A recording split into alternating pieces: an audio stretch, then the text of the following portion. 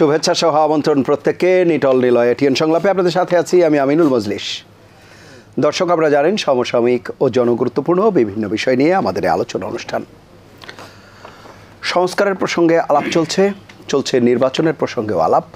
পাশাপাশি এই সংস্কার এবং নির্বাচন সাথে যে আলাপটি আসছে সেটি হচ্ছে সময়সীমা, যৌক্তিক সময়সীমা। কেউ কেউ বলছে সময় দিতে হবে, কতটা সময় দিতে হবে তা নিয়েও কথাবার্তা চলছে।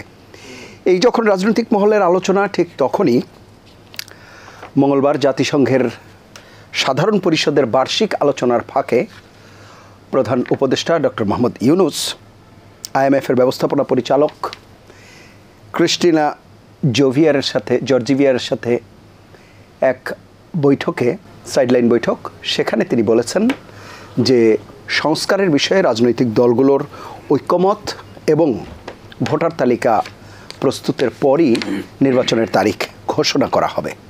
সঙ্গত কারণেই আমাদের আজকের আলোচ্য বিষয় সংস্কার, নির্বাচন এবং যৌক্তিক সময়। এ বিষয়ে আলাপ করবার জন্য তিনজন অতিথি আমাদের সাথে রয়েছেন রাজনীতিবিদ, শিক্ষক এবং সাংবাদিক। আমাদের সাথে স্টুডিওতে আছেন সিনিয়র সাংবাদিক জনাব মোস্তফা কামাল, রয়েছেন ইসলামী বিশ্ববিদ্যালয় কুষ্টিয়ার সামাজিক বিজ্ঞান অনুষদের dean doctor A K M. Matinur Rahman, এবং অনলাইনে আমাদের সাথে যুক্ত আছেন বাংলাদেশ জাতীয়তাবাদী দল বিএনপি চেয়ারপারসনের উপদেষ্টা অ্যাডভোকেট মাসুদ আহমেদ তালুকদার। আমরা অনুষ্ঠান শুরু করব, তার আগে দিনের শিরোনামগুলো একটু দেখে আসি। প্রধান শিরোনাম: তরুণদের স্বপ্নের দেশ গড়তে বিদেশি বন্ধুদের সহযোগিতা চাইলেন ডক্টর মোহাম্মদ ইউনূস। গণ অভ্যুত্থানে শিক্ষার্থীদের কৃতিত্বের কথা জানালেন বিশ্ব নেতাদের। গুমের বিচার চেয়ে আন্তর্জাতিক অপরাধ ট্রাইব্যুনালে 9 পরিবারের অভিযোগ, স্বজনদের ফিরে পেতে আকুতি।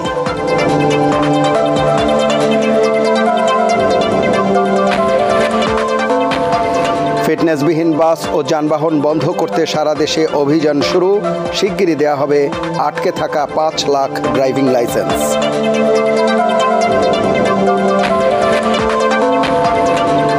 এবং চাঁদপুরে পারিবারিক কবরস্থানে সাংবাদিক নেতা রুহুল আমিন গাজীর দাফন সম্পন্ন।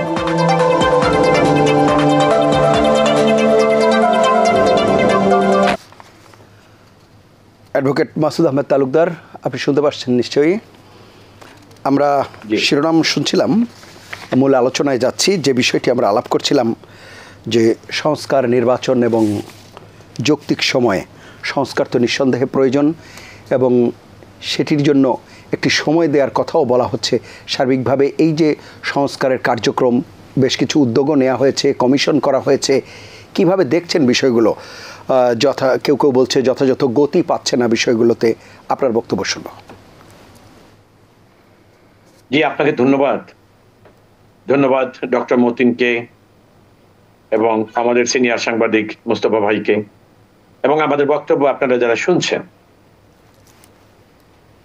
দেখুন, সংস্কার খুব জরুরি কেন হলো? এই কারণে যে যেই সরকার চলে গেল, অর্থাৎ অতীত সরকার বা অতীত সরকার যাই বলেন না কেন, তারা যে সকল প্রতিষ্ঠান জাতির গর্বের বিষয় ছিল দিনে দিলে, অর্থাৎ স্বাধীনতার পর থেকে এই পর্যন্ত যে সকল প্রতিষ্ঠানগুলো একটা পর্যায় পর্যন্ত এসেছিল, এই সরকার রাষ্ট্রীয় ক্ষমতা দখল করার পর ওই সকল প্রতিষ্ঠান সমূহ প্রায় অকার্যকর করে ফেলেছিলেন। সেসব কারণে ওই সকল প্রতিষ্ঠান জাতির দৈনন্দিন প্রয়োজনের জন্য সংস্কার করা খুব জরুরি হয়ে দেখা দিয়েছে, যে কারণে সংস্কার খুব জরুরি। তারপর নির্বাচন, আপনি জানেন যে কোটা আন্দোলন হঠাৎ করে এক দফা আন্দোলন, অর্থাৎ স্বৈরাচার পতনের আন্দোলনের রূপ নিল এবং এটাকে নিশ্চিতভাবে বলা যায় যে এটা 1.5 মাসের আন্দোলন এই স্বৈরাচার পতনের আন্দোলনের রূপ নিতে পারে না। এটা সরকার যারা রাষ্ট্রীয় ক্ষমতা জোর করে দখল করেছিলেন, তারা ছাড়া যারা বিরোধী রাজনীতি এত বছর যাবৎ স্বৈরাচার সরকারের নির্যাতনের শিকার হয়েছিলেন, তারা নানা রকম ভয় ভীতি এবং নির্যাতন উপেক্ষা করে একটা রাজনৈতিক মাঠ তারা তৈরি করে রেখেছিলেন। সুতরাং কোঠা আন্দোলন এবং ওই রাজনৈতিক আন্দোলন দুইটার মিলিত প্রচেষ্টায় হঠাৎ করে এক দফার আন্দোলনের রূপ নেয় এবং সেই কারণেই স্বৈরাচারের পতন হয়। এবং এই নির্বাচন কেন এবং এটা কেন হয়েছিল? এই রাজনৈতিক দলের যে ময়দান এতদিন তারা তৈরি করে রেখেছিলেন রাজনৈতিক ঝড়ঝঞ্ঝার মধ্যে দিয়ে, এটার একমাত্র কারণ ছিল যে এই সরকার রাষ্ট্রীয় ক্ষমতা দখলে ভোটের কোনো প্রয়োজন অনুভব করে নাই, মানুষ ভোট দিতে পারতেন না, এবং এই জন্য মানুষের ভোটের প্রতি একটা প্রচন্ড আগ্রহ ছিল, এবং এই নির্বাচন প্রথাটাকে নির্বাচনে নেওয়ায় মানুষের মধ্যে প্রচন্ড একটা ক্ষোভের তৈরি ছিল, এবং এই কোটা আন্দোলনের সেটারই ছিল একটা বহিঃপ্রকাশ সাধারণ মানুষের, দেশের জনগণের। যে কারণে এখন এটা স্বাভাবিক, এই 5 আগস্ট যখন এই সরকারের পতন হয়, তখন আপনারা লক্ষ্য করেছেন যে সরকারের, স্বৈরাচার সরকারের প্রধানমন্ত্রী পদত্যাগ করলেন এবং সংসদ ভেঙে দিলেন। তো দেশ তো আর হাওয়ার উপরে চলতে পারে না, একটা সরকার খুব জরুরি প্রয়োজন। সেই কারণেই কিন্তু একটি সরকারের জন্ম হয়েছে, যে সরকার আজকে দেশ চালাচ্ছে। এবং এই দেশ চালানোর সরকার, তারা সময়ের প্রয়োজনে সময়ের জন্ম দেওয়া একটি সরকার, তবে সেটা বেআইনি নয়, সেটা আইনসম্মতি হয়েছে। আমাদের সংবিধান সে অধিকার, সে ক্ষমতা দিয়েছে জনগণকে, এবং সে কারণেই ওই সরকার একটা সাংবিধানিক সরকার। এখন এই যারা সরকার, এখন রাষ্ট্রীয় ক্ষমতা যারা দায়িত্ব নিয়েছেন, তারা এই সংস্কার, নির্বাচন এবং নির্বাচনের যে সকল অন্তরায়, এগুলা দূর করার জন্য যুক্তিসঙ্গত সময় তাদের লাগবে, এটা খুব স্বাভাবিক। আমার সবচাইতে ভালো লাগছে এই যে বাংলাদেশের সেনাবাহিনী প্রধান, তিনি গতকালকে যেটা ইউনূস সাহেব জাতিসংঘে বলেছেন, সেনাবাহিনী প্রধান যে কথাটা বলেছেন যে 1.5 বছর সময় লাগবে, তারপর দেশ রাজনৈতিক সরকারের, অর্থাৎ থ্রু ইলেকশন, এবং ইলেকশনে পৌঁছা পর্যন্ত যেই সংস্কারগুলা না হলেই নয়, সেগুলো সম্পন্ন করে একটা নির্বাচন হবে, রাজনৈতিক সরকার নির্বাচিত হলে তাদের কাছে 1.5 বছরের মাথায় ক্ষমতা হস্তান্তর করা হবে। এটা একটা ভালো লক্ষণ, এবং একটা দেশের সেনাবাহিনীর ভূমিকাটা এমনটাই হওয়া উচিত। কখন, যখন দেখেছেন, এবং আপনি লক্ষ্য করবেন এটা এবারই নয়, এদেশের রাজনৈতিক সরকার এর আগেও পরাজিত হয়েছে, ব্যর্থ অবস্থার জন্ম দিয়েছিলেন, এবং সেখানে এই সেনাবাহিনীর, তবে মজার ব্যাপার হলো 1-11 সেনাবাহিনী আর আজকের সেনাবাহিনী যারা এই সরকারকে সমর্থন দিচ্ছেন বা এই সরকারকে দিয়ে দেশ পরিচালনা করছেন, যাদের যেই সেনাবাহিনীর মধ্যে আমরা কোনো উচ্ছ্বাস দেখছি না। তো 1-11 কালের সেনাবাহিনী প্রধান আর আজকের সেনাবাহিনী প্রধান বা সেনাবাহিনী আজ হোল, আমরা অনেক ভিন্নতা লক্ষ্য করছি। সেনাবাহিনীর কাছ থেকে দেশের সাধারণ মানুষের প্রত্যাশাটা এইরকমই ছিল, দেশ, মানুষ, দেশের স্বাধীনতা, সার্বভৌমত্ব যখনই হুমকির মুখে পড়বে, সেনাবাহিনী সামনে এগিয়ে আসবে, সেটাকে রক্ষা করবে, মানুষের সাথে কাঁধে কাঁধ মিলিয়ে মানুষের আকাঙ্ক্ষাকে বাস্তবায়ন করবে। আমি সেনাবাহিনী প্রধানকে ধন্যবাদ দেই যে তিনি মানুষের মনের অবস্থাটাকে অনুধাবন করেছেন, এবং তারা যে নির্লিপ্ত, ক্ষমতার প্রতি নির্মোহ, এটা এই 1.5 বছর পরে নির্বাচন দিয়ে রাজনৈতিক দলের কাছে বা রাজনৈতিক সরকারের কাছে ক্ষমতা হস্তান্তরের যে বক্তব্য তিনি দিয়েছেন, তাকে আমি সাধুবাদ জানাই, এবং এটা সময় উপযোগী বক্তব্য। কারণ এই সরকারের প্রতি অনেকেই উসখুস করছিলেন, নানা রকম বিরূপ মন্তব্য অনেকে করা শুরু করেছিলেন, কিন্তু আমার ব্যক্তিগতভাবে অত্যন্ত বিনয়ের সঙ্গে আমি বলবো, এই সরকারের সীমাবদ্ধতা নাই তা আমি বলবো না, তারপরে এই সীমাবদ্ধতা থাকার পরেও এই সরকারকে যে সকল কাজগুলো একটি জেনারেল ইলেকশন, অর্থাৎ পপুলারলি ইলেক্টেড গভর্নমেন্ট না আসা পর্যন্ত এই সরকার যে দেশ পরিচালনা করবে, তাদেরকে অন্যায়ভাবে সমালোচনা না করে, তাদেরকে অহেতুক হতাশাগ্রস্ত না করে, আমরা বরং পজিটিভ অ্যাটিটিউড তাদের প্রতি দেখাবো, যাতে এই জনগণের আন্দোলনের যে কাঙ্ক্ষিত ফল, সেই পর্যন্ত যাতে তারা এই সরকারকে নিতে পারেন, এবং তারা যাতে একটা ফেয়ার ইলেকশনের মাধ্যমে নির্বাচিত সরকারের কাছে ক্ষমতা হস্তান্তর করে চলে যেতে পারেন। সুতরাং আমি মনে করি it is a very timely, এবং এখন এই যে 1.5 বছরের টাইম ফ্রেম দিলেন, যেটাকে আমরা রোড ম্যাপও বলতে পারি, এই 1.5 বছরের সময়কালে ওই সংস্কারগুলো তাদেরকে সম্পন্ন করতে হবে, যা না হলে ফেয়ার নির্বাচন হওয়া সম্ভব না। জি, অসংখ্য ধন্যবাদ। আমি আবার আসবো আপনার কাছে, ডক্টর এ কে মতিনুর রহমান, আপনার বক্তব্য শুনবো সংস্কার এবং নির্বাচন প্রসঙ্গে। ধন্যবাদ আপনাকে মজলির ভাই, এবং ধন্যবাদ আমার সাথে দুজন বিজ্ঞ এবং সমালোচক, সম্মানিত দর্শক শ্রোতা যে অনুষ্ঠান দেখছেন। আমি আমাদের সুবক্তা মাসুদ ভাই চমৎকারভাবে তার বক্তব্য উপস্থাপন করেছেন, আমি তার কথার সাথে একমত। আমি একটা জায়গায় একটু আমার জায়গা থেকে একটু বলতে চাই, সেটা হচ্ছে সংস্কার যে কথাটি বলা হচ্ছে, যে এই অন্তর্বর্তীকালীন সরকার যেটি পদক্ষেপ নিয়েছেন 6টি কমিটি, আসলে সংস্কার 6টা কমিটি, 6টি কমিশন, যে কমিশন গঠন করেছে 6টি, অ্যাকচুয়ালি সংস্কার তো একটা বড় ধরনের কিন্তু একটা মানে ক্যানভাস। আমি মনে করি যে স্বল্প সময়ে এই সংস্কার কথাটি আসলে বেশি প্রাসঙ্গিক হবে নাকি পলিসি নির্ধারণটা প্রাসঙ্গিক হবে। আমি মনে করি যে পলিসি নির্ধারণটাই বেশি প্রাসঙ্গিক। কেন? কারণ দীর্ঘ 16 বছর অনির্বাচিত বলা যায় যে একটি সরকার, কর্তৃত্ববাদী একটি সরকার ছিল। সুতরাং সেই নির্বাচন এবং রাষ্ট্রযন্ত্র টোটালি এটি শুধুমাত্র ভঙ্গুর নয়, ডিস্ট্রয় করে দিয়েছে। সেই জায়গাতে যদি বড় ধরনের সংস্কার করতে হয় তাহলে সেটি নির্বাচিত সরকারকেই পদক্ষেপ নিতে হবে। এবং আমরা ইতিমধ্যে জেনেছি এবং আমরা দেখেওছি, সেটি হচ্ছে বড় একটি রাজনৈতিক দল হিসেবে বাংলাদেশ জাতীয়তাবাদী দল, তারা 31 দফা একটি রাষ্ট্র কাঠামো মেরামতের প্রস্তাবনা উপস্থাপন করেছেন এবং সেখানে অনেকগুলো গুরুত্বপূর্ণ ইস্যুজ রয়েছে।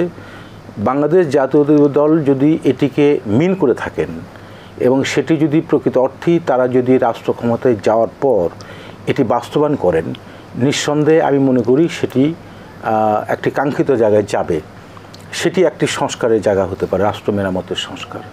কিন্তু অন্তর্বর্তীকালীন সরকার যে 6টি কমিশন করেছে সংস্কারের ক্ষেত্রে, আমার ব্যক্তিগত মত হচ্ছে এটি হওয়া উচিত ছিল পলিসি নির্ধারণ করা। কারণ অর্থাৎ সেটিই হবে, প্রস্তাবনা দেওয়া হবে, নির্বাচন কমিশন কিছু সুপারিশ করতে পারে। নির্বাচন যে নির্বাসনে গিয়েছিল সেটি একটি জিনিস, আমার যে জনগণের যে ভোটাধিকার প্রয়োগ যেটি, সেটি আপনি যখন করবেন, এখানে একটা জিনিস আপনি দেখেন যে 4 তারিখে যে ব্যক্তিটি এই ফ্যাসিস্ট সরকারের মুখপাত্র হিসেবে তাকে টিকিয়ে রাখার জন্য কাজ করেছে, 5 তারিখতে এই ব্যক্তিটি হঠাৎ করেই পরিবর্তন হওয়ার কথা না।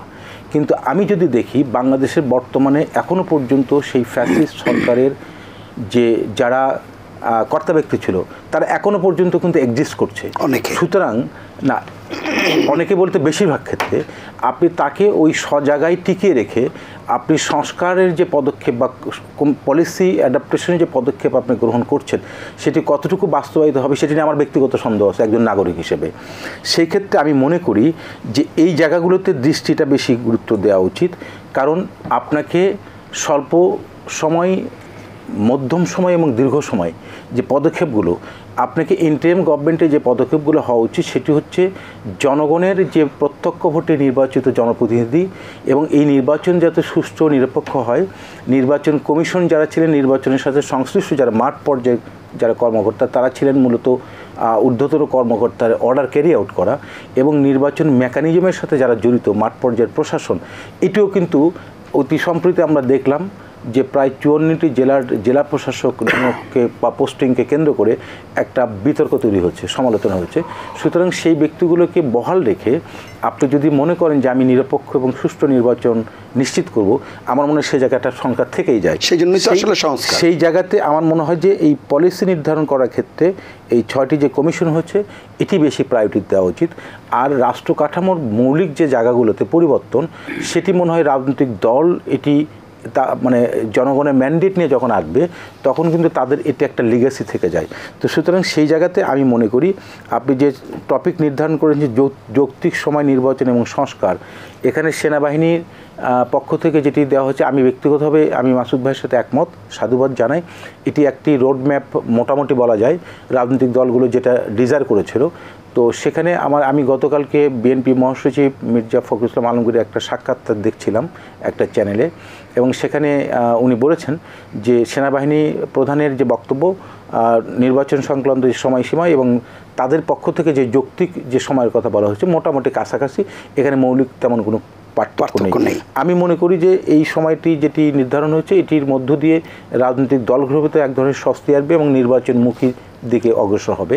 আরেকটি জিনিস হচ্ছে যে পলিসি আপনি নির্ধারণ করুন না কেন এই 6টি কমিশনের মাধ্যমে, নিঃসন্দেহে সেটি যারা রাজনৈতিক দল, যারা স্টেক হোল্ডার, জনগণের ভ্যানগার্ড হিসেবে যারা কাজ করেন, নিঃসন্দেহে তাদের মতামতটা এখানে খুবই গুরুত্বপূর্ণ।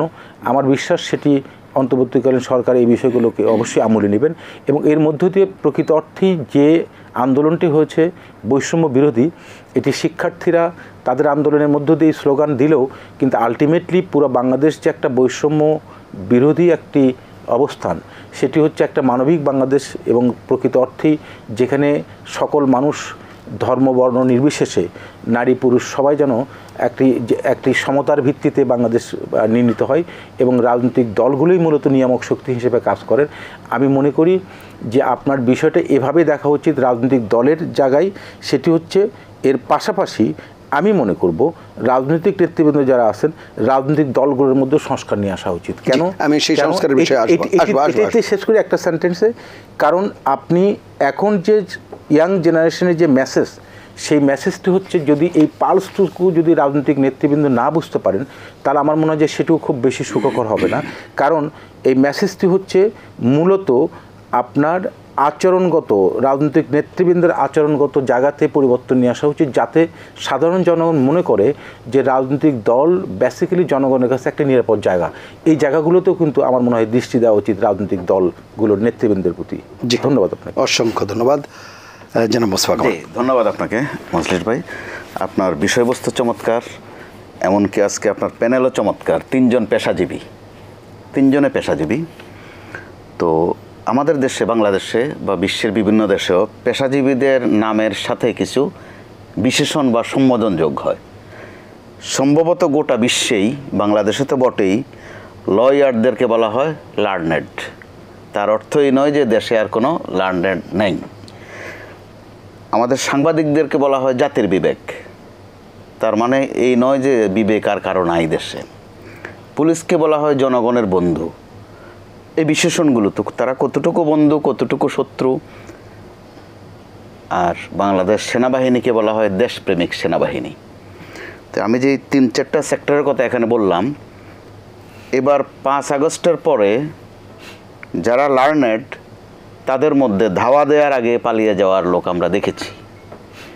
শিক্ষকদেরকে বলা হয় জাতির মেরুদণ্ডের কারিগর, সম্মানের শব্দ। শিক্ষকও আমরা পালাতে দেখেছি। আর সাংবাদিক তো পালিয়েছে না, যেটা বাংলাদেশের ইতিহাসে কখনো হয়নি। তো কেন এরকমটা হলো? এটা কি কাঙ্ক্ষিত ছিল? জাতীয় মসজিদের খতিব সাহেব পালিয়েছেন, কোনো মসজিদে আজান দেওয়ার মুয়াজ্জিম সাহেবও নেই। তো এখানে যেহেতু আপনি জাতীয় মসজিদের খতিবের সাহেবের কথা বলেছেন, তিনি নিজেও তো এই মুহূর্তে সংস্কারের তাগিদ বোধ করতে পারেন যে আমার মতো অবস্থা যেন আর কারো না হয়। তাহলে আমরা প্র্যাকটিক্যালি কি দেখলাম? উনি আবার এসেছেন, আসার পর কি হয়েছে এটা গণমাধ্যম দেখেছে।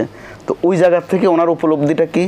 যে হাজার হাজার জুতা মারা হয়েছে আমার দিকে, কিন্তু আল্লাহর অশেষ রহমতে আমার গায়ে একটিও পড়েনি। এই হচ্ছে উপলব্ধি, বোধ, বুদ্ধি, উপলব্ধি এই জায়গায়। তো রাজনীতিকদেরও যে সংস্কার হওয়া দরকার, যারা এখন মাঠে আছেন তাদেরও কিন্তু উপলব্ধির বিষয় আছে, যে কি করলে কলা পাতায় শুয়ে থাকতে হয়, কি ঘটনা ঘটালে খালে বিলে আধমরা বা মরেও পড়ে থাকতে হয়। অতএব একটা মেসেজ কিন্তু উভয়ের জন্য এখানে আছে। বিগত সরকার আমলে যেটা সংস্কারের যখনই শব্দটা উচ্চারণ হয়েছে, তারা দাবি করতে চেয়েছেন তারা পরিপূর্ণ শুদ্ধ, বিশুদ্ধ, পিওর, খাঁটি, আর বাদ বাকি গোলমাল যারা বিরোধী দল আছে তাদের মধ্যে। অর্থাৎ সংস্কারকে তারা কখনো গ্রাহ্য করেনি। এবার আপনি দেখেন, সবার আগে আমি যেটা বলছি বোধের বিষয়, ভিতরগত ভাব থেকে দেশপ্রেমিক সেনাবাহিনী যেটা বলা হয়, তারা সেটা সবার আগে রক্ষা করেছে। যিনি সেনা প্রধান, আমাদের বাংলায় বলা হয় যে চুন খেয়ে মুখ পুড়ে দই দেখলেও ভয় পায়। তো যিনি সেনা প্রধান, তিনি কিন্তু যেই পালিয়েছেন যে প্রধানমন্ত্রী, ওই পরিবারেরই সদস্য। এতে করে মানুষের দেশপ্রেমিক কিন্তু বলা হয়েছে। জেনারেল আজিজ সাহেবের আমলেও কিন্তু দেশপ্রেমিককে বলা হতো, যেহেতু একটা বিশেষণ আছে। তো জেনারেল আজিজ সাহেব তার ইহুজিন্দিগিতে এত সুন্দর নির্বাচন দেখেছেন 2018 সালে। ওনার এই সাইনবোর্ড বা এই সিল দেয়া বা এই প্রত্যয়ন করা ওনার বোধহয় খুব জরুরি ছিল না। তো এরপরও আমরা কিন্তু বলেছি দেশপ্রেমিক সেনাবাহিনী। তো এবার নিজস্ব সংস্কারের মধ্য দিয়ে সেনাবাহিনী সত্যি যে দেশপ্রেমিক সেটার স্বাক্ষর তারা রেখেছে। অর্থাৎ ভিতরগতভাবে তাদের মধ্যে একটা উপলব্ধি হয়েছে যে সংস্কার হওয়া দরকার। তো শুধু এই রাজনৈতিক পট পরিবর্তন একটা মধ্যস্থতাকারী হোক আর বিহিত ব্যবস্থা হোক, তারা একটা ব্যবস্থা কিন্তু নিয়েছে এবং স্বচ্ছতা এনেছে। যারা দুষ্কর্মের সাথে জড়িত ছিল তাদেরকে বিচারের আওতায় এনেছে। নিশ্চয়ই দেখেছেন আপনারা, গণমাধ্যমে আমরা দেখি সেনাবাহিনীতে কিছু বরখাস্ত হয়েছে, গ্রেপ্তার পর্যন্ত হয়েছে। সেটা কিন্তু বাইরের থেকে তাগাদা দিতে হয়নি, নিজস্ব বোধ বুদ্ধি থেকে তারা সেটা করেছেন। এরপর যেটা সচরাচর গণমাধ্যমে আসে না, তাদের তত্ত্বাবধানে বা তাদের হেফাজতে অথবা তাদের কাছে শরণাপন্ন হওয়া জীবন রক্ষার্থে, এটা কখনো কখনো অফ দি রেকর্ডে ঘটে। সেটাও তারা প্রেস রিলিজ দিয়ে জানিয়ে দিয়েছে যে তাদের ওখানে এতজন আছে বা এতজন আশ্রয় নিয়েছে। অর্থাৎ স্বচ্ছতার যে একটা চর্চা, সেটা কিন্তু সেনাবাহিনী বিসমিল্লাহ করেছে এবার। এতে করে বাদ বাকিরা যদি নিজের জায়গা থেকে, উপলব্ধি থেকে বা ভবিষ্যৎ পরিণতি কী হতে পারে বিগতটার সাথে তুলনা করেন, তাহলে ভাবতে পারেন একজন মুয়াজ্জিন, তার আজান দেয়া ছাড়া বাদ বাকি কাজ নাই। আজান শেষে এদিকে একটু ঘাড় ফেরানো, ওইদিকে একটু ঘাড় ফেরানো। একজন খতিব বা ইমাম, তার সেজদা দেয়া, রুকু দেয়া, দু একটা সূরা পড়া ছাড়া আর কোনো কাজ নাই। কিন্তু উনি বহু কাজ করেছেন। ওনার আয়ত্তে যেটা সর্বশেষ একটা মুনাজাত, ওখানে উনি কি বলতেন নিশ্চয়ই আমরা সেগুলো জানি। উনি খুতবা দিতেন, কি খুতবা দিতেন? অর্থাৎ একটা দলীয়করণ, একটা সোজা বাংলায় বললে একটা নোংরামি করা। প্রত্যেকে যার যার আমলনামা কিন্তু বরবাদ করেছেন। প্রাইমারি স্কুলের শিক্ষক, তিনি তো প্রশাসনিক কোনো কর্মকর্তা নন, কিন্তু যেহেতু আপনার শিরোনামে নির্বাচন শব্দটা আছে, নির্বাচনে তিনিও কিন্তু একটা ফ্যাক্টর। অবশ্যই প্রিজাইডিং অফিসার হন তারা, পুলিং অফিসার হন, আরও অনেক কাজ কাম আছে তারা। তো তারা কি করেছেন? তারা দিনের ভোটটা রাতে দেওয়ার এক্সপার্টিজম অর্জন করেছেন, অবদান আছে তাদের ওখানে। তারা বিনা ভোটে পাশ করিয়ে দেওয়ার ব্যবস্থাও করেছেন 154 জন। তো এই অবদান করেছেন, কতটা বাধ্য হয়েছে? হ্যাঁ, বাধ্য হওয়া, এখন বেশি করে বাধ্য হওয়া শব্দটাই বলবে, এটা আমরা যুগে যুগে দেখে এসেছি। তো গত কয়েকদিনে আমরা যে আলামতগুলো দেখছি বিভিন্ন স্কুলে কলেজে, তারা এক একজন কি আমলনামা, কি ক্রিয়াকর্ম তারা করেছেন এলাকায়, মানুষ কিন্তু এগুলো জানে। তো ওই নিয়ে আমরা কিন্তু আতঙ্কে ছিলাম যে পরিণতিটা কি হতে পারে। বেশি আতঙ্ক ছিল কিন্তু জামাতে ইসলামকে নিয়ে। ঘাটে মাঠে আলোচনা ছিল, এই সরকারের পতন হবে, আওয়ামী লীগ সরকার, সেটা তো ভাবাই যায়নি। কিন্তু বাক্যটা বলা হতো যদি আওয়ামী লীগের পতন হয়, একটা যদি দিয়ে কথাটা শুরু হতো, তখন জামাত কি যেন কি করে, এই ছিল আলোচনা। কিন্তু আমরা প্র্যাকটিক্যালি কি দেখলাম? জামাত কোনো পদক্ষেপে বা অ্যাকশনে যায়নি, বরং তারা আহ্বান জানিয়েছে সবাই যেন নিবৃত্ত থাকে। বিএনপি প্রায় 17-18 বছর ধরে নির্যাতিত, ঘরে জায়গায় নাই, বাড়িতে জায়গায় নাই, রাস্তায় নামে না। ওই বিএনপিও দেখা গেল আহ্বান জানালো। দলের চেয়ারপারসন ছোট্ট একটা বক্তব্য দিলেন, পুরো বক্তব্যটা হচ্ছে আহ্বান, ধৈর্য ধরা, সহনীয় থাকা। এরপরে এবার আপনি ধরেন যিনি আমাদের প্রধান উপদেষ্টা হয়েছেন, তিনিও বাংলাদেশে কিন্তু অন্যতম মজলুম একজন, জুলুমের শিকার, অসংখ্য মামলা তার বিরুদ্ধে। এরপর তারে পদ্মা সেতুতে একটু চুবানো, ডুবানো, ঘুষখোর, সুদখোর, শব্দ আর বাকি নাই কোনোটা। তো স্বাভাবিক একটা চিন্তা চেতনা বা ধারণা করা হয়েছিল যে এই ভদ্রলোক যেন কি করেন। কিন্তু দেখা গেল এই ভদ্রলোক দায়িত্ব নেয়ার আগেই বলে দিলেন সবাইকে ধৈর্য ধরতে। তো এগুলো কিন্তু এক একটা সংস্কার, অনানুষ্ঠানিকভাবেই, অঘোষিতভাবেই এক একটা সংস্কার। এতে করে লক্ষণটা ভালো। দেখুন, কিন্তু নির্বাচনটা যেভাবে আগে নিয়ে আসা হচ্ছে, মনে হয় যেন আরেকটা নির্বাচনের জন্যই বুঝি সরকারের পতন হয়েছে। আমি আসবো আবার আপনার কাছে। জনাব মাসুদ আহমেদ তালুকদার, আপনি শুনছিলেন আলোচনা, সংস্কারের যে প্রসঙ্গ, সেই জায়গায় রাজনৈতিক দলগুলোর ভেতরে সংস্কারের কথা বলা হচ্ছে। সেই জায়গাতে বাংলাদেশ জাতীয়তাবাদী দল বিএনপির পক্ষ থেকে যে 31 দফা দেওয়া হয়েছে সংস্কার, সেটি তো দীর্ঘমেয়াদে হয়তো ক্ষমতায় যাওয়ার পরে সেগুলো বাস্তবায়নের বিষয় থাকবে। তার পাশাপাশি দলীয় সংস্কারের প্রসঙ্গ বেশ কিছু কথাবার্তা এসেছে। সার্বিকভাবে বিষয়গুলো নিয়ে আপনার আলোচনা শুনব। জি, আপনাকে ধন্যবাদ। দেখুন, সংস্কার শব্দটা যখনই আসে তখনই একটা পলিটিক্যাল স্মেল আসে সঙ্গে। সংস্কার অরাজনৈতিকভাবে হয় না, সংস্কারের সঙ্গে রাজনীতি সম্পৃক্ত। আমাদের রাষ্ট্রীয় ক্ষমতায় যে সরকার, সেই সরকার কিন্তু রাজনৈতিক সরকার না, অরাজনৈতিক সরকার। তারা টাইম অ্যান্ড অ্যাগেন বলে যাচ্ছেন। আর এই দেশের এই যে জট বা জঞ্জাল যারা তৈরি করে গেছেন, তারাও কিন্তু রাজনীতি করার মানুষরাই। এখন একটা অরাজনৈতিক সরকার এসে এইটাকে সংস্কার করবেন, কিভাবে করবেন বলেন? সংস্কার করতে হলে রাজনীতি লাগবে। আপনি যদি অরাজনৈতিক মানুষকে দিয়ে রাজনৈতিক সংস্কার করান, তাহলে হবে কি, দেশের রাজনীতি কতটা দূরে চলে গেছিল সেটা দূরত্ব আরো বেড়ে যাওয়ার সম্ভাবনা কিন্তু তৈরি হয়ে যেতে পারে। তারপর আপনি দেখেন সংস্কার কিভাবে এনারা করবেন? আসলে আমরা হয়তো সংস্কার বলতে গিয়ে আমরা এটা মনে করছি যে যে সমস্ত অবস্থাগুলো ওই সরকার তৈরি করে দিয়েছে তার একটা আমূল পরিবর্তন পরবর্তী নির্বাচনের আগে খুব দরকার। এটা করতে গেলে 5-10 বছরে ওই সরকার পারবে না, এটা আমাদের সকলের কাছে পরিষ্কার। কিন্তু এটা নিশ্চিতভাবে আমাদের লক্ষ্য রাখতে হবে যে আপনি সংস্কার করবেন না যে সকল প্রতিষ্ঠানগুলো একটি গ্রহণযোগ্য নির্বাচনের জন্য অত্যন্ত প্রয়োজন সেগুলোকে পুনর্গঠন করবেন। যেমন মোস্তফা ভাই বললেন, সেনাবাহিনী কিন্তু পুনর্গঠন করেছে, এটাকে সংস্কার বলা যাবে না। এই যে যাদেরকে সরিয়ে দিয়েছে এটা সংস্কার না, ভার্চুয়ালি এটাকে সংস্কার বলা যাবে না, এটা হলো পুনর্গঠন হয়েছে। এমনি কিছু কিছু প্রতিষ্ঠান যেমন আপনারা বলেছেন, যেমন মতিন ভাই বলেছেন যে অতীতের, আপনিও কিন্তু বলেছেন যে অতীতের যারা স্বৈরাচারের দোসর ছিলেন, বিনা ভোটে সরকারকে ক্ষমতায় বসানোর জন্য যারা নানা রকম ছলাকলা করেছিলেন, তারা আজও হয়তো তাদের কণ্ঠের সুর পরিবর্তন করে আগের অবস্থানেই বহাল আছেন। আগে যে ভাষায় কথা বলতেন এখন হয়তো ভাষা তাদের পরিবর্তন হয়ে গেছে, কিন্তু আছে তো তারা ব্যক্তি একই আছে। এখন বিষয়টা খেয়াল রাখতে হবে, একটা গ্রহণযোগ্য নির্বাচন যেটার জন্য আমরা বারবার বলছি সংস্কার, সেই সংস্কার যেই গ্রহণযোগ্য নির্বাচনের জন্য সেইটার অন্তরায় কারা হতে পারে, ওই সকল মানুষদেরকে দিয়ে বা ওই সংগঠনকে পুনর্গঠন করলেই দেখা যাবে যে আমরা আপাতত সংস্কার করতে গিয়ে যে জিনিসগুলো প্রত্যাশা করছি সেগুলোর পরিবর্তে পুনর্গঠনই আমাদের সেই প্রত্যাশাকে পূরণ করে দিতে পারবে।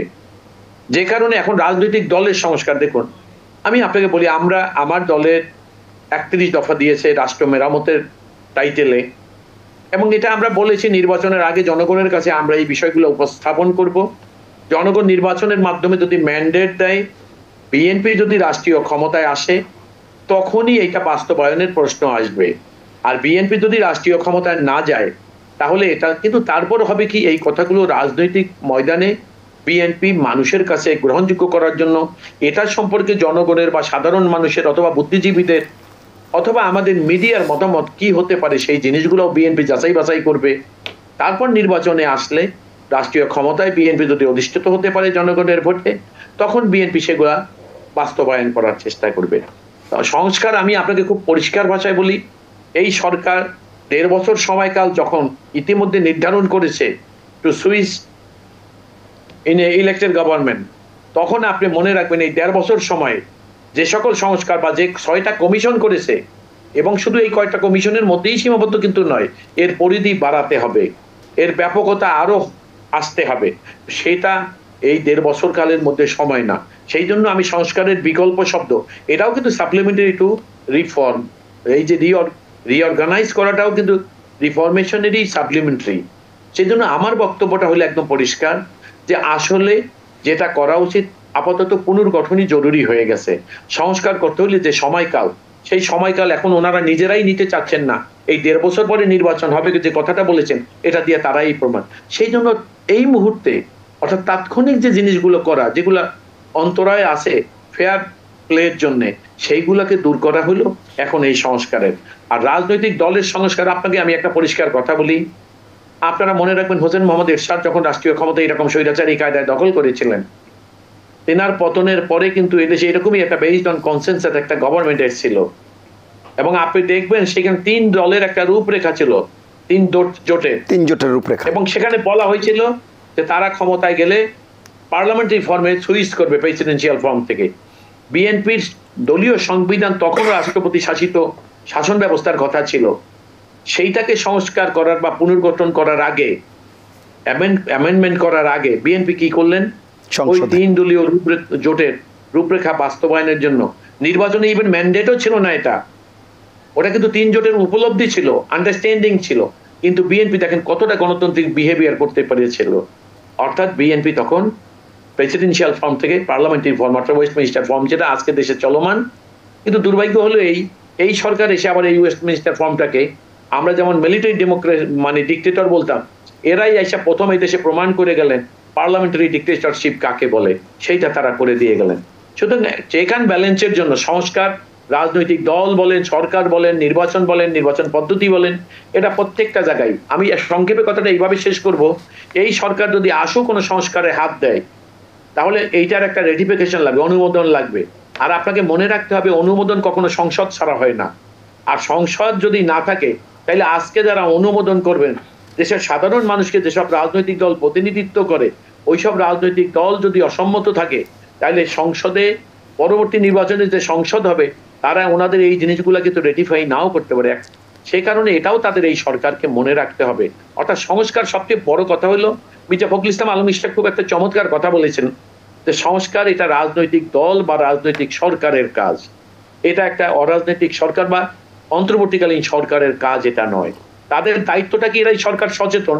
কারণ আমি গতকাল সেনাবাহিনী প্রধান, অন্তর্বর্তীকালীন সরকারের প্রধান, তিনি জাতিসংঘে গিয়ে যে বক্তব্য দিয়েছেন, এতে আমরা যতটাই ওনাদের সমালোচনা করি না কেন, আমরা কিন্তু একটা জিনিস, যে ওনারা উদাসীন না, ওনারা ভুলে যান না ওনারা কেন এসেছেন। সেই জন্য ওনাদেরকে আমাদের সাধুবাদ জানানো দরকার। আর এটা নিশ্চিত যে নির্বাচন এবং শুনেন, ডেমোক্রেটিক প্রসেসটা আসলে এটা একটা ফেয়ার প্র্যাকটিসের মাধ্যমে এটার একটা পারফেকশন আসে। কিন্তু আমাদের দুর্ভাগ্য হলো, আমাদের দেশে এই সব যে সকল প্রতিষ্ঠানের মাধ্যমে এগুলাকে ফেয়ার প্লেতে থাকতে হয়, সেগুলোই আমাদের এই ফেয়ার প্লের অন্তরায় হয়ে দাঁড়িয়েছিল। যে কারণে বারবার দেশের স্বাধীনতার 54 বছর পরে দেশের সংবিধানকে পরিবর্তন করতে হবে, এমনও বক্তব্য মানুষের মধ্যে চলে আসে। এটাই আমার বক্তব্য, সংস্কার জরুরি। অসংখ্য ধন্যবাদ।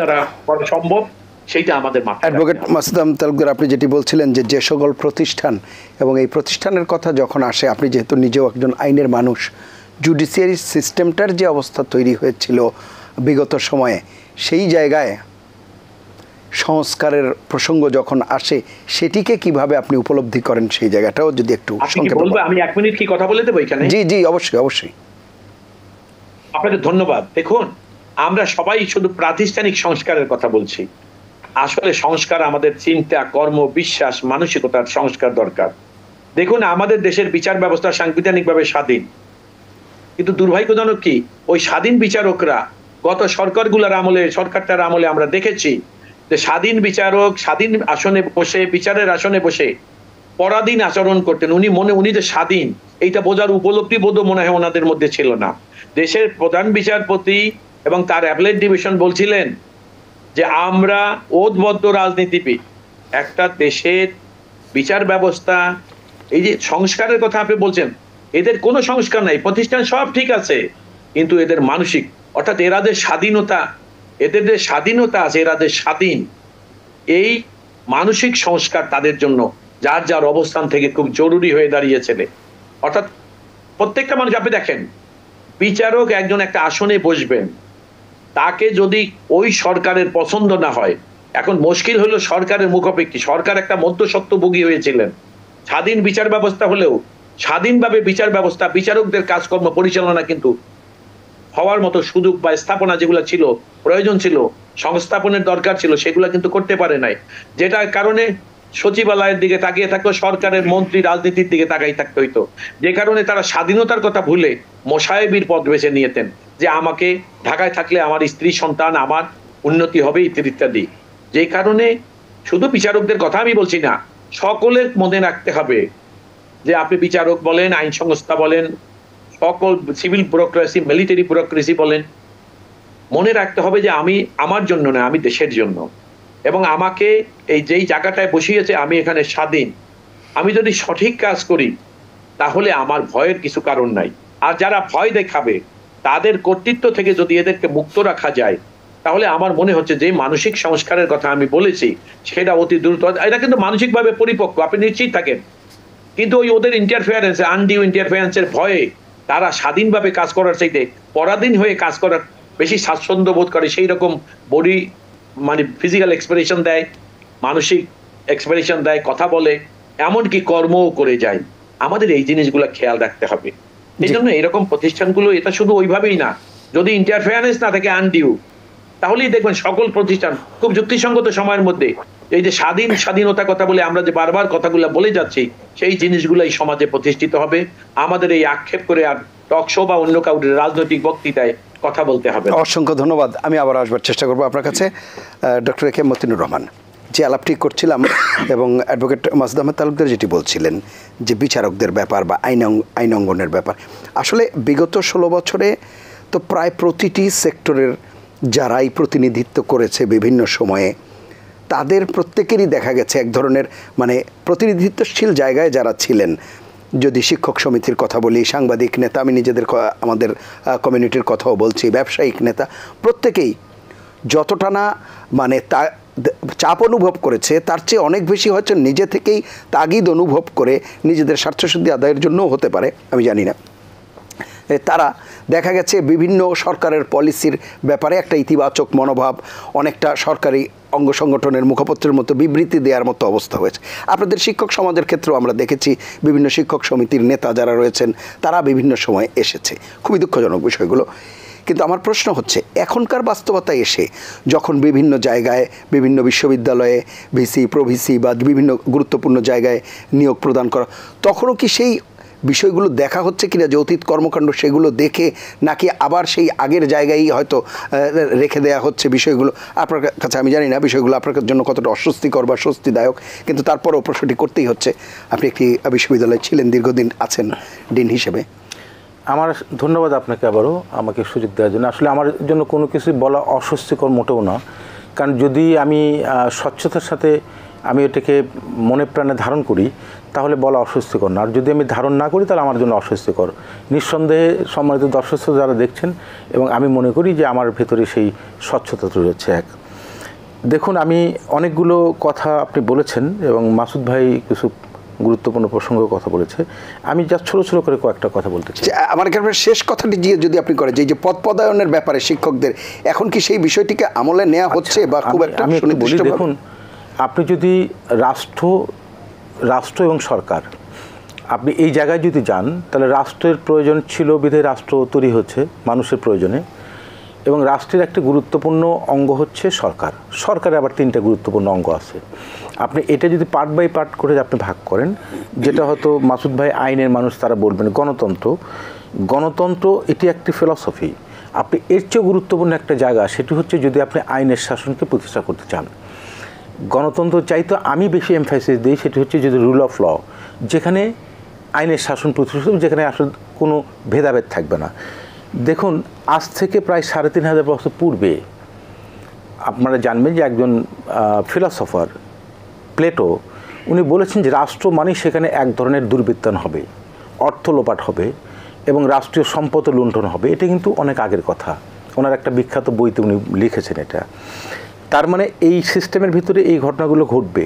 তাহলে এই ঘটনাগুলো ঘটলে এটি নিয়ন্ত্রণ করার নিশ্চয়ই একটা মেজারমেন্ট থাকবে।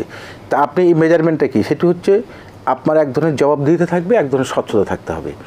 তাহলে সরকারের যারা থাকবেন, একটি হচ্ছে জনপ্রতিনিধি, তাদের জবাবদিহি থাকবে জনগণের কাছে, এবং এই জনগণের কাছে আপনি ডোর টু ডোর তো যাবেন না, তার একটা কাঠামো থাকবে যেটাকে আমরা বলি পার্লামেন্ট।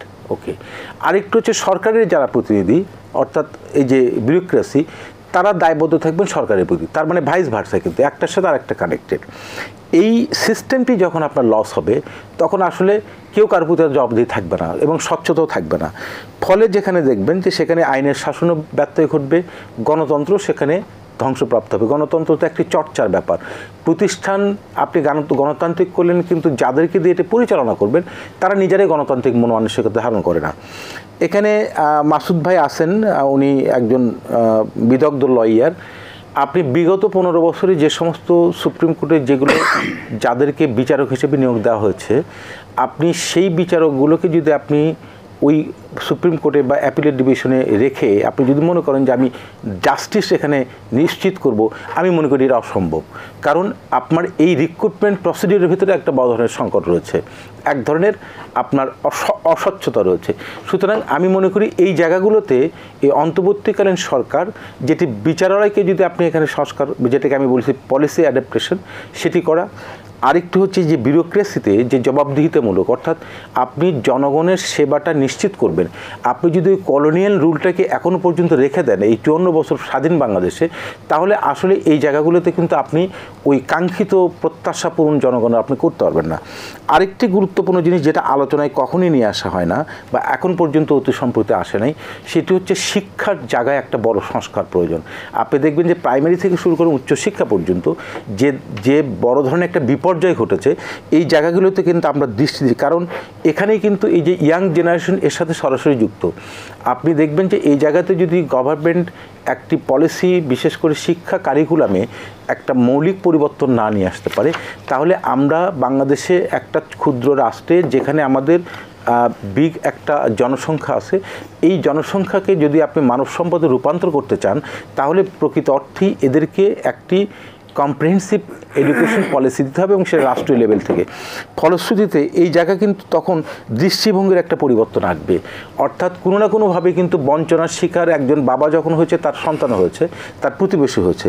এই জায়গাগুলোতে ওভারনাইট হয়তো সব কিছু পরিবর্তন করা সম্ভব নয়, কিন্তু আমি মনে করি যে অন্তর্বর্তীকালীন সরকারের হাতে একটি গোল্ডেন অপরচুনিটি রয়েছে, যে জায়গাগুলোতে তারা অ্যাড্রেস করতে পারেন। এবং আমি আশাবাদী যে সমস্ত ব্যক্তি এই কার্যক্রমের সাথে এই মুহূর্তে ইনভলভ, তাদের পক্ষে এই জায়গাগুলোতে এটি এক্সিকিউশন করা অনেক সহজ হবে। এবং পাশাপাশি এটা দিয়ে আমি শেষ করি, সেটি হচ্ছে যে আপনি দেখবেন সেটি হচ্ছে এরকম যে কিছু কাজ তারা ইঙ্গিত করে যাবেন, যেটি পরবর্তী রাজনৈতিক দল যারা রাষ্ট্র ক্ষমতা আসবেন তাদের জন্য এই জায়গাগুলো কিন্তু বাস্তবায়ন করা অনেকটা ম্যান্ডেটরি হয়ে যাবে আমার মনে হয়। আমি আবার আসবো আপনার কাছে। জি জি, আমি মনোযোগ দিয়ে শুনেছি। সংস্কার, যেটা ধরেন সংস্কার শব্দটা বাদে দিলাম, লিখতেও এটা ভুল হওয়ার আশঙ্কা থাকে, দন্তস্বর নিচে আবার ক যোগ করতে হয়। তো সাদামাটা বাংলায় বলি মেরামত ধরি, অথবা আরও যদি সাদামাটা করি সংশোধন ধরি। তো মাসুদ ভাই যেটারে রিফর্ম অথবা পুনর্গঠন বলেছেন, রিঅর্গানাইজড বলেছেন, আমরা এত জটিলতায় না যাই যে আমি যে ভুল করেছি আমি সেটা মনে করি কিনা, আমার দেখা দেখি আপনিও মনে করেন কিনা যে আপনি কিছু ভুল করেছিলেন, আপনার সংশোধন হওয়ার দরকার আছে কিনা। তো সেখানে গত 15 বছর 7 মাসের যে সিলেবাস, বিশাল সিলেবাস, ওখানে এটা 18 মাসে এই সিলেবাস কমপ্লিট করা, এই কোর্স শেষ করা সম্ভব কিনা, এই প্রশ্নটা সামনে এসেছে। আমার যদি নিয়ত পরিষ্কার থাকে, মতলব পরিষ্কার থাকে, আরো সোজা বাংলা বলি নিয়ত সহি থাকে, সেই ক্ষেত্রে ভিত্তিটা শুরু করা যায়, বিসমিল্লাহ শুরু করা যায়। কিছু কাজ আছে আমরা বলি বিপ্লবী সরকার, কিন্তু নেচারে এই সরকার এখনো বিপ্লবী সরকার নয়। আসলে তারা আইনও মানছে, তাৎক্ষণিকতা বিচারে সিদ্ধান্তও দিচ্ছে, কিছু সিদ্ধান্ত নিচ্ছেও। অবশ্যই এখানে রাজনৈতিক শক্তিগুলোর একটা সহযোগিতা লাগবে। কিন্তু আমরা কবে নির্বাচন হবে, কবে ভোট হবে, এই সরকার কতদিন থাকবে, এসব আলোচনার মধ্য দিয়ে দিব্যি কয়েকটা অংশ কিন্তু ভুলে যাচ্ছি অথবা অগ্রাহ্য করে ফেলছি। এই 34 দিনের আন্দোলনে আপনি শুধু ধরেন, সেটার মৃত্যুর সংখ্যা এখনো আমরা পরিপূর্ণ করিনি, সংখ্যাটা দিতে পারিনি। খুব কঠিন কাজ নয়, কিন্তু তাদের রক্তের দাগ এখনো শুকোয়নি। ওই পরিবারগুলোর কি অবস্থা আমরা কিন্তু আলোচনা থেকেও অনেকটা দূরে ঠেলে দিচ্ছি। যারা আহত কাতরাচ্ছে, ওই পরিবারগুলোর কি অবস্থা, ওইদিকে কিন্তু গ্রাহ্য করছি না, খুব একটা চোখ দিচ্ছি না, আমলে নিচ্ছি না। একটা ছেলেকে গুলি করে মারা হলো, বলা হলো যে ওর তো শিবির, তার মানে ওর মৃত্যুটা জায়েজ যাচ্ছে। পরবর্তীতে শনাক্ত করা হলো এক পুলিশকে, বললো ওইটাও শিবির। অর্থাৎ আপনার মৃত্যু জায়েজ করা, ওই তামাশা যেন আর না হয়, সেটাও তো একটা সংস্কার আওতায় আসতে পারে। তাদের সেবা পরিচর্যা, তাদের দেখভাল, এটাও একটা সংস্কারের আওতায় আসতে পারে। না, রাষ্ট্র তো দায়িত্ব নিচ্ছে বলা হচ্ছে, সেগুলোর দায়িত্ব। কিন্তু প্র্যাকটিক্যালি অবস্থাটা কি খুব সুখকর নয়, এক একটা পরিবারে কিন্তু খুব বাজে অবস্থা যাচ্ছে। আচ্ছা, এরপরের অবস্থাটা হলো এবার সংস্কারের একদম প্র্যাকটিক্যাল অর্থ যেটা দাঁড়িয়ে গেছে অন্তত প্রশাসনে আর পুলিশে, যে এটার প্রতিশব্দ সম্ভবত অদল বদল, জামালের বদলে কামাল, আবুলের বদলে বাবুল, অথবা স্থান পরিবর্তন। তো এক লোককে আপনি বদলি করে দিলেন ঢাকা থেকে খাগড়াছড়ি, তো সে ওখানে গিয়ে এই কাজটা করতে পারবে না? সে তো ভালো তালিম তার আছে, তো এই কাজে নানান দুষ্ট কাজে তার কিন্তু অত্যন্ত ভালো তালিম আছে। সচিবালয়ে কিলাকিলি পর্যন্ত হয়েছে, কারা করেছেন?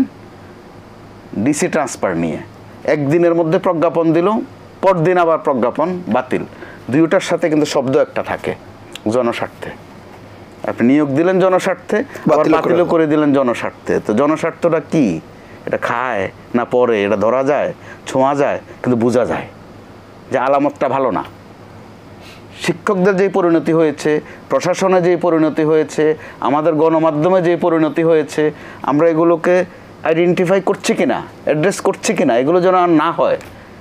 আপনি শিক্ষকতা করেন, আপনাকে আমার সাথে দেখা হলে আমি বলবো যে কিসে আছেন আপনি, অর্থ হচ্ছে কোন সাবজেক্টে আছেন। দেখা গেল জবাব বেরিয়ে আসলো যে আমি গোলাপি গ্রুপে আছি অথবা লাল গ্রুপের দিকে আছি। এটা আমাদের জন্য কষ্টের। আমি সাংবাদিকতা করি, আপনি বলবেন কি করেন, স্বভাবতই আমি মনে করব যে আমার বিটের কথা জিজ্ঞেস করেছেন আপনি, যে আমি কি পলিটিক্যাল বিটে কাজ করি না ইকোনমিক বিটে কাজ। আমি বলতেছি আমি আওয়ামী লীগের দিকে আছি গত কয়েক বছর ধরে, এটা হচ্ছে আমার ইউনিয়নের অংশ। হ্যাঁ, তো এই যে দুরবস্থাটা, এটা করতে করতে গ্রামগঞ্জে পর্যন্ত আপনি জিজ্ঞাসা করেন ওকে, বলবে ওর নাম নয় ওর বাপের নাম বলবে, বলে যে আওয়ামী লীগ। কীভাবে বুঝলা? কয়েকটু সিনা টান। কামাল ভাই, প্রধান বিচারপতি পালান, প্রধানমন্ত্রী পালিয়েছেন, রাজনৈতিক ব্যাখ্যা আছে, প্রধান বিচারপতি পালান, কত বড় দুঃখজনক ঘটনা। গোটা সেক্টরের জন্য কিন্তু এটা কষ্টের। অ্যাটর্নি জেনারেল, যিনি রাষ্ট্রের সর্বোচ্চ আইন কর্মকর্তা, উনি পালান। আবার ওনার পদত্যাগ করেছেন, ওটা সুন্দর শব্দ, তো আমরা ওইভাবে কাগজে পদত্যাগ, সবারগুলোই পদত্যাগ। তাহলে ওই ক্ষেত্রে আমাদের সাবেক প্রধানমন্ত্রীটাও পদত্যাগ করে উনি সফরে গেছেন, এইভাবে আমরা বলতে পারি। কিন্তু বাস্তবতা হচ্ছে পালিয়েছেন, পালাতে হয়েছে। তো বাইতুল মোকাররমের খতিবের কথা আমি যেভাবে বললাম যে হাজারো জুতা মেরেছে, আমার গায়ে একটিও পড়েনি। এখন যারা পদত্যাগ করেছেন তারাও যদি বলেন যে দৌড়ে আমরা ফার্স্ট হয়েছি, আগে পদত্যাগ করেন, তো এসব ব্যাখ্যা দেওয়া যাবে, কিন্তু বাস্তবতার জায়গায় আসতে হবে, মেসেজটা নিতে হবে বর্তমানদের জন্য, তাদের জন্য। কেন এই পরিণতিটা হলো, কেন ওটা বিশ্লেষণে নিতে হবে, আমলেও নিতে হবে। কিন্তু এরই মধ্যে আমরা একদিকে 34-35 দিনের ছোট্ট আন্দোলনে, সীমিত পরিসরের আন্দোলনে, কিভাবে সেটা কোটার আন্দোলনটা কিভাবে সরকার পতন হয়ে গেল, কমন পড়ে গেছে যেটা বিএনপি বা জামাতের সাথে। তো ওইটার শরিকানা বা ওইটার হক, ওইটার হিস্সা নিয়েও কিন্তু এক ধরনের গোলমাল দেখছি, যেটা একেবারে অনাকাঙ্ক্ষিত। সংস্কারের পথে প্রশাসনে, সচিবালয়ে যেগুলো আমরা শুনি, বা পুলিশ কর্মকর্তা যাদেরকে বিভিন্ন জায়গায় নিয়োগ দিয়েছে, এগুলো খুঁজতে, তাদের আমলনামা খুঁজতে বায়োনিকুলার লাগে না, বাটি চালানো দিতে হয় না। অন্তত আপনি ক্ষুদ্র পরিসরেও যদি ধরেন যে 14 সালের নির্বাচন বা 18 সালের নির্বাচনে তারা কোন পজিশনে কে ছিলেন, তাদের যে বক্তব্যগুলো আপনি ধরে নিয়ে আসেন না, খুব কষ্টের কাজ না, একদিনের কোর্সেই সম্ভব। এরপরে আসেন আপনি এবার নির্বাচন প্রশ্নে তাদের যে একটা উতলা একটা ভাব আছে, কিন্তু সংস্কারটারে অগ্রাহ্য করে যদি আপনি বারবার শুধু নির্বাচনের দিকে যান, যে রোড ম্যাপ সাজাতে চান, ইংরেজিতে বলেন, বাংলা যদি করি যে রাস্তার মানচিত্র, তো আপনি আগে রাস্তাটা পরিষ্কার করতে দেন, এরপরে মানচিত্রটা আনেন। ক্ষমতায় কারা আসছে সেটা কিন্তু একটা নমুনা বুঝাই যাচ্ছে, স্পষ্ট অনেকটা। সুন্দর, মোটামুটি সুন্দর নির্বাচনে যদি হয়, আমি মোটামুটি শব্দটা ইউজ করলাম অভ্যস্ততার কারণে। গত 15-16 বছরে আমরা যে নির্বাচন দেখেছি, তো ওখানে আমরা হঠাৎ করে অনেক কিছু পেয়ে যাব এটা আশা করি না। তো এরপরও সুষ্ঠু, অবাধ, নানান শর্ত না দিয়েও যদি মোটামুটি নির্বাচনও হয়, মানুষ তার ভোটটা দিতে পারে। মানুষের আকাঙ্ক্ষা কিন্তু 5 বছরে একবার একটু ভোট দিতে পারে। সে খবরও নেয় না তার ভোটটা গোনা হয়েছে কিনা, সে গরজও বোধ করে না যে আমি ভোট দিতে পেরেছি, অতএব আমি গণতন্ত্রের শরিক হয়েছি। শিক্ষক সমিতি বলেন, বিজনেস কমিউনিটি বলেন, আমাদের পেশাজীবী সংগঠনগুলো বলেন, নির্বাচন বিষয়টাই আমরা কিন্তু মুছে ফেলেছি। যে দল থেকে ইঙ্গিত দেওয়া হয়েছে বা আমাকে নমিনেশন দেওয়া হয়েছে, অতএব আমি পাস। এর মধ্য দিয়ে আপনার নিশ্চয় মনে থাকার কথা, আমাদের কোনো এক প্রার্থী বলেও ফেলেছেন আমি কিন্তু ভারতের প্রার্থী। জি, আপনি অবস্থাটা দেখেন কোথায়। তো তারা যদি তার জায়গায় যার যার জায়গা থেকে উপলব্ধি না করে খতিব সাহেবের মতো করেন, যে খতিব সাহেব পালিয়েছেন, আমরা পালালে আর দোষটা কি, উপলব্ধি যদি ওই জায়গাতে থাকেন, নিজেরই নিজে সংশোধন দরকার মনে না করেন, সেই ক্ষেত্রে সামনে কি ঘটতে যাচ্ছে সেটা আলামত কিন্তু আমরা টুকটাক বুঝি। একটু শুনে আসি। জি, অ্যাডভোকেট মাসুদ আহমেদ তালুকদার, শেষ করতে হবে আমাদের, 2 মিনিট সময় পাবেন। জি দেখুন, আমি একটু সবিনয় দুইজনের সঙ্গে একটু দ্বিমত করব, বিশেষ করে মোস্তফা ভাইয়ের সঙ্গে একটা ব্যাপারে। সেটা হলে এই সরকারটা আসলে বিপ্লবী সরকার। দেখুন, বিপ্লবী সরকার যদি হয়, তারা নিজেরা রাষ্ট্রীয় ক্ষমতা দখল করে, তাদেরকে ওত পড়তে হয় না। বিপ্লবী সরকারে বিপ্লবী ছাড়া আর কেউ থাকে না। আমাদের এই সরকার যারা এখন দেশ চালাচ্ছে, তারা আসলে বিপ্লবী সরকার না, তারা একটা সাংবিধানিক সরকারই। যেটা বিপ্লবের পরে এই সরকারের জন্ম নিয়েছে। আমাদের সংবিধানের একটা আর্টিকেল আছে 7, যেটা বেসড অন কনসেনসাস, অর্থাৎ এই কনসেনসাসটা কি? জনগণের ইচ্ছা। জনগণকে প্রতিনিধিত্ব করে কারা? রাজনীতিবিদরা। এই রাজনীতিবিদরা তখন কনসেনসাসে পৌঁছে তখনই ওই আর্টিকেল 7 যে ক্ষমতা দিয়েছে সেই অনুসারে বলা হয় যে আজকে যে কনসেনসাস কালকেই হবে সেটা আইন, এবং এই সংবিধানের সেই স্পিরিট নিয়েই কিন্তু আজকের সরকার। অতএব এটাকে বিপ্লবী সরকার বলা যাবে না। আর বিপ্লবী সরকার আইলে যদি রাষ্ট্রীয় ক্ষমতায় আসে তাহলে এটা একটা অনির্দিষ্ট সময়কালের জন্য তাদের থাকতে হয়। কারণটা কি? ওই বিপ্লব বা বিপ্লবী সরকারের সঙ্গে দেশের সকল জনগণ সম্পৃক্ত থাকে। এখন যে সরকার আসছে এই সরকার কিন্তু তাদেরকে জনগণের দ্বারা নির্বাচিত মনোনীত সরকার না, বরং রাজনীতিবিদ যারা এই আন্দোলনকে সরকারের পতনের সঙ্গে তারা সম্পৃক্ত ছিলেন তারা মনে করেছেন যে একটা শ্রেণী রাষ্ট্রীয় ক্ষমতাটা দখল করা দরকার। তো আমি আপনাদেরকে যে কথাটা আমি বলবো এটা খুব সহজ একটা ব্যাপার। আমি আবারও বলছি, কথাটা মাথায় রাখতে হবে আমাদের।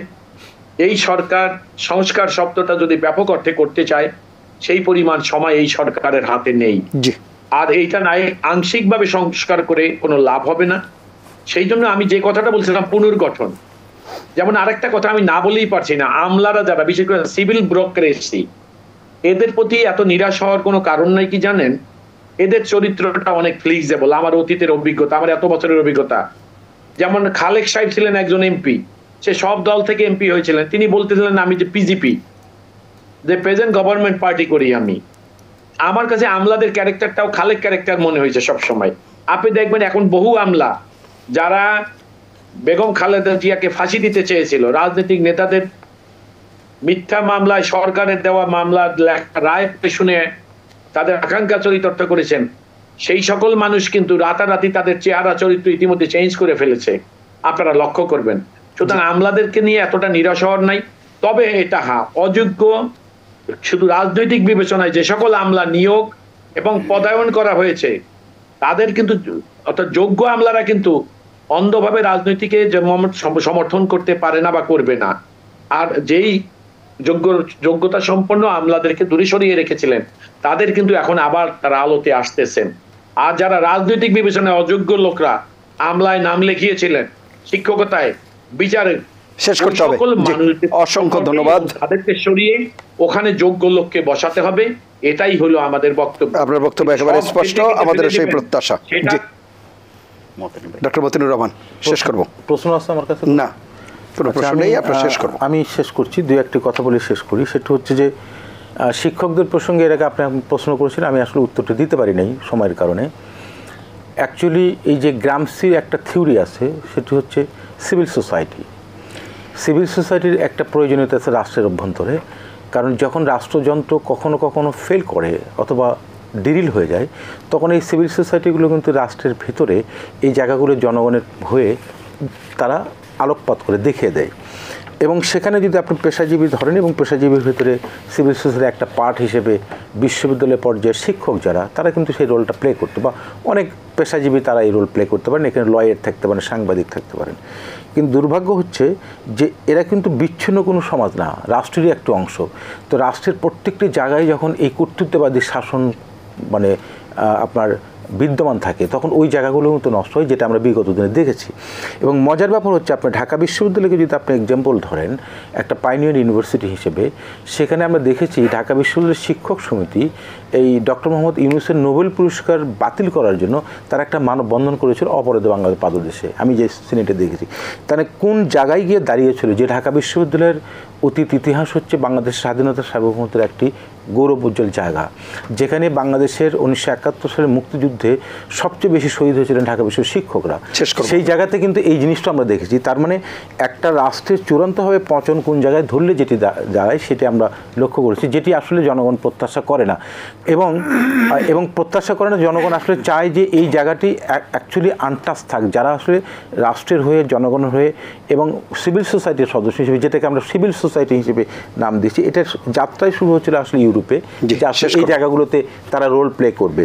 তা আমি মনে করি যে সেই জায়গাতে রোল প্লে করার তাদের যেরকম সুযোগ দেওয়া উচিত, পাশাপাশি এটি এই যে প্রত্যাশার জায়গা, মানে প্রত্যেকটি জায়গায় আপনি যদি দেখেন যে একটা সময় আমরা দেখেছি যে জিজ্ঞেস করা হতো ছেলে কী করে বিয়ের অনুষ্ঠানে, বা বিয়ের ক্ষেত্রে ডাক্তার অথবা ইঞ্জিনিয়ার অথবা সরকারি কর্মকর্তা, কিন্তু আমরা এরকম জিনিসও দেখেছি ছেলে কী করে, বলে ছেলে ছাত্রলীগ করে, মানে ছাত্রলীগটা তখন যেন একটা গুরুত্বপূর্ণ পেশা, তখন তার বিয়ের বাজারে আসলে খুব সমস্যা হয় না, মানে এই জায়গা পর্যন্ত আমরা কিন্তু পৌঁছে গিয়েছিলাম।